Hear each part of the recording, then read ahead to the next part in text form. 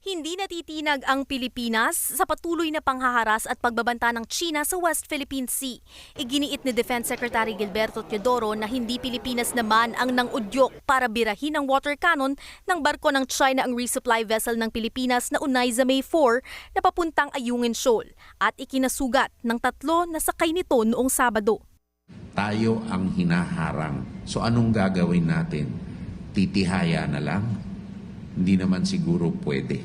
Kung talaga siguro, hindi sila natatakot na ihayag sa buong mundo ang kanilang claim, bakit hindi tayo magpa-arbitrate sa ilalim ng international law para maliwanag sa lahat kung ano ang karapatan ng kahit sino?